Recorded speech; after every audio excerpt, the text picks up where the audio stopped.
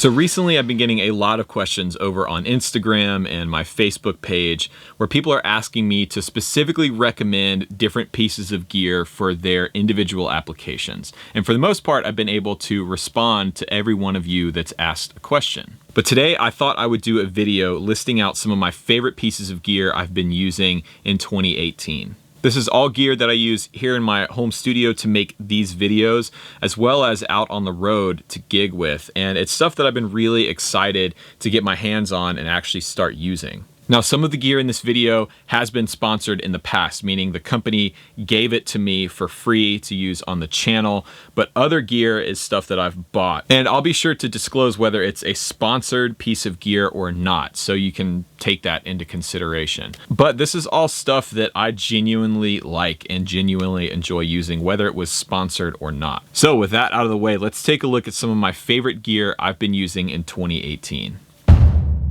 Okay, so first thing on the list are strings. I get a lot of questions about what strings do you use, what gauges, and recently this year I've switched to D'Addario NY-XLs. Now earlier this year I became a D'Addario artist, and this is honestly one of the only endorsement deals I have. And for a long time I was an Elixir player, but I didn't have a deal with them. I was paying full price, and those are pretty expensive strings, especially for someone who's on the road constantly and switching strings every 2 or 3 gigs. I was spending a lot of money on guitar strings.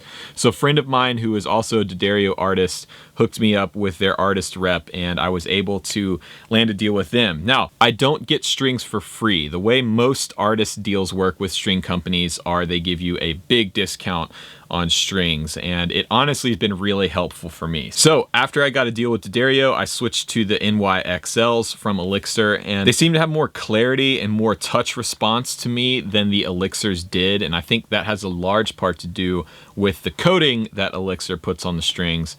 But I've been really happy with the NY-XLs. For me, I am really picky about what strings I use because for some reason I have maybe really acidic skin, or the oils on my skin. I don't know what it is, but I eat strings. With Ernie balls or any typical uncoated string, I can touch a guitar, come back to it 24 hours later, and the strings are completely dead.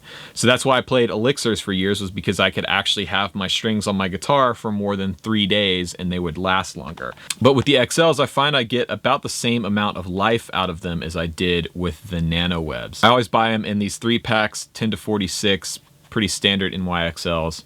These are my favorite strings I think I've ever used. So these will be linked down below if you want to try out a set for yourself. Okay, next up are picks. I have been swapping picks in and out pretty consistently for years. I'll get excited about one style or material or thickness and play that for a few months and then get tired of it and find something new. But this year I've really gone on kind of a ridiculous quest to find the perfect guitar pick. For a while I've been playing with V picks. These are really cool acrylic picks that come in all different shapes and sizes and colors. This is the traditional one here, and I've got a bunch of them strewn all over the place. But recently I wanted to switch to a more traditional pick. So earlier this year when I got the D'Addario deal, I went on their website and just ordered basically a pack of every different type of pick they make. Tried out the Durlin, the Keith Urban signatures, some of their shredder picks and stuff, and I've settled on a couple that I really dig. For your standard traditional straight ahead pick, I really like the D'Addario Durlin. These are 1.2 millimeters. All my picks I use are at least 1 millimeter. I don't like light or medium picks at all. Even for acoustic playing, I can't play a flimsy pick that gets all floppy and bendy. I find heavier picks give me more response, more control, more dynamic control and feel than light or medium picks do. So if you're playing light or medium picks, switch to a heavier thickness, and I think it'll do a lot of good things for your playing. So I really like the Durlins, and I liked them so much that I had some custom ones made up with my logo and the No Plan B. These will be available on my website soon if you want to pick some up. And I've been really happy with these. I have a ton of them just laying around, and they're a really solid go-to standard pick. But I picked up a variety pack from D'Addario, and they had one of these in there. And this is the Keith Urban signature pick. And I gotta say, this thing is actually kind of blowing my mind, which I never thought I would say about a guitar pick, but this thing is awesome. For me, it's the perfect shape. It's shaped almost exactly like the Duralin 1.2s. The point is nice and rounded, and it has the grip on one side of the pick. And so it only gives you traction really on the tip of your forefinger and thumb, right where you need it most. So this has actually been my go-to gigging pick since I've gotten it. It also has enough of that textured material on the side so you can turn the pick sideways and get that traditional kind of edge, gritty sound that he's so famous for doing. These are super cool. I'm probably gonna order a whole other pack of these just to have around. Okay, so next up is hearing protection. Now, if you've been around the channel for a while, you've heard me talk about how important it is to protect your hearing when you're on a gig or rehearsing or even playing by yourself with an amp in your room. If you lose your hearing, I mean, you kind of lose everything. So it's super important. And for me, I've really started taking that seriously in the past couple of years because I've gone years without protecting my hearing, and at 28 I've already started developing tinnitus, which sucks. And recently I was out on a gig and I actually forgot my earplugs, so I had to run to Guitar Center and pick up a pack just in a pinch. And I found these are from a company called Erasers, and at first I was kind of upset because I thought they were a little expensive for what they are. They're about 40 bucks, but honestly these are the best earplugs I've ever owned. Now again, these are not sponsored. I paid full price for these. Now I've had multiple different types of hearing protection over the years, all the way up to the custom molded filtered earplugs that cost almost $200, and these are way better than any other type of earplug I've ever used. Now the idea with filtered earplugs versus foam earplugs. Foam earplugs just are essentially like sticking your fingers in your ears. When that happens, you lose a lot of the high-end information. The upper mid-range, the top-end frequencies are completely lost. And as a guitar player, that's super important. You need to hear that stuff coming from your amp, from the drums, from the vocalist. So filtered earplugs, the idea is that they let those high frequencies come through just at a lower volume. Now, in my experience, most earplugs don't do a great job of maintaining a flat frequency response. They will oftentimes accentuate weird low mid or mid range frequencies that just feel uncomfortable and gross, and it actually kind of makes things sound more muddy than they actually are. But these Erasers are the first set of earplugs I've ever had that don't do that. You can still hear all the clarity and nuance from your guitar rig. You can still hear the cymbals. You can still hear the vocalist. I gotta say, I'm really impressed with these. I think I'm gonna go buy a couple more packs off of Amazon just to have in all my different guitar cases and my amp road case, because these are amazing. Get a set of these. You won't be disappointed. They'll be linked below. Okay, pedals. You guys have asked me more about pedals than anything else, and I understand why. This channel, one of the main cornerstones of what this channel is about is talking about gear. So I'm going to talk a little bit about some of my favorite pedals that I've gotten to demo and try out and keep this year. Starting with overdrive. My favorite overdrive pedal I've gotten to use so far in 2018 is the Vertex Ultraphonics. This is the brand new pedal from Vertex. They just launched, and this is basically a Dumble overdrive special in a box. If you haven't seen, I did a video featuring this pedal a few weeks ago where I actually was able to get some really cool Hendrix style tones out of it. Now, I've been a big fan of the Dumble style overdrive sound for a long time. I love Robin Ford's playing, and this will definitely get you there. Now, for reverb and delay, I'm a big Strymon fan.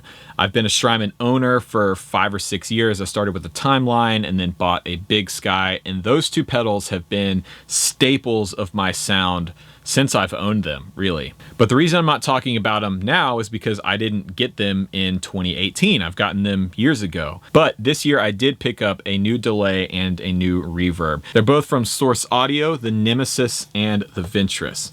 I also did a video featuring these pedals, which you can check out here. But of all the reverbs and delays that I've messed around this year, these two are my favorite outside of the Strymon stuff. Now, I think these are a great option, especially if you're on a budget and you don't have as much cash to spend on both Strymons. These are a little bit less expensive, but you don't sacrifice anything really in the way of functionality or sound. The Ventress also has a really cool feature because it's a dual reverb. There's actually 2 reverb engines in here, so you can do something really unique, which is combine 2 completely different reverbs in unique ways, which is honestly something that's been a lot of fun to play with. They've also got MIDI capability, so you can have a ton of different presets saved and switched with a MIDI switcher, or the way I was using them in the video was with the Kemper and having the Kemper switch the presets, which is a really cool option.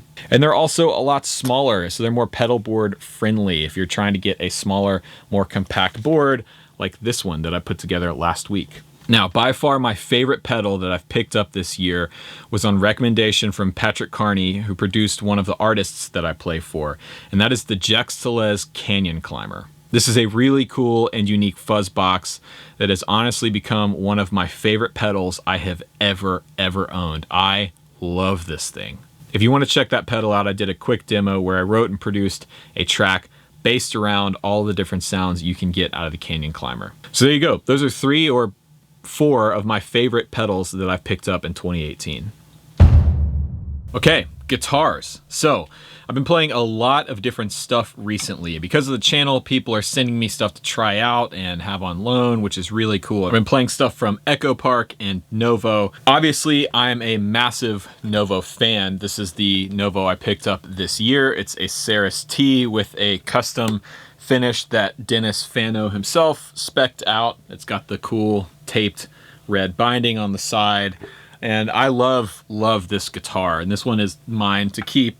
But I've also been playing a lot of stuff from Revolta. Now, if you don't know about Revolta, these are made by Eastwood, so they're import guitars, but these are designed by Dennis Fano. So this is a model called the Combinata. It's got 2 P90s, a Duesenberg trim on it, 3-way switch, master volume, master tone. And the reason I like these guitars is, set this aside. Now, the reason the Revolta stuff is making my list of favorite gear for 2018 is the value. This is a really cool, unique guitar, really well built, good features, good components, and this one is $1349. So for less than $1,500, you can have a Dennis Fano designed guitar that doesn't look really like anything else out there. I mean, you've got a double bound body, the German carve. I also love the inlay on the fretboard. It's just a stripe right across the entire width of the fretboard. Now, this one is on loan from Revolta. I hope to have my own Revolta pretty soon, but I've been gigging with this guitar since I've had it, and it's rock solid. The trim has a roller bridge on it, so the tuning stability is nice and even. The pickups sound great. They're just standard P90s, so if you wanted to swap them out, that'd be easy to do. It also comes with Wilkinson Deluxe tuners on it, so pretty decent tuning machines. Again, man, for less than $1,500, I think this guitar is hard to beat. Now, on the higher end of the stuff, I don't have one with me here, but I've been a big fan of the Echo Park guitars that I've been playing recently. Gabriel has been sending me some really cool stuff that he's been building. I would recommend checking out the Echo Park stuff. I've made some videos featuring those guitars, which you can check out here. There's going to be more of those on the way. So I'm personally a huge fan of both Dennis Fano and Gabriel Curry. They kind of sit in 2 different spaces of the boutique guitar world, but I really love what both of those guys are up to. So there you go. That's a list of my favorite gear I've been using in 2018. If you want more information on anything that I talked about in this video, everything will be linked in the description box down below. Also, be sure to let me know what's some of your favorite gear that you've picked up this year. Leave a comment below letting me know what you've picked up recently that you are absolutely in love with. Don't forget to follow me over on Instagram at Rhett Shull and on Facebook at Rhett Shull as well. Also, for all of you Kemper players out there, be on the lookout for my new profile packs, which will be dropping soon on my website, which is linked down below as well. Anyways, that's going to do it for today. Thanks for watching. I'm Rhett Shull, and remember, there is no plan B.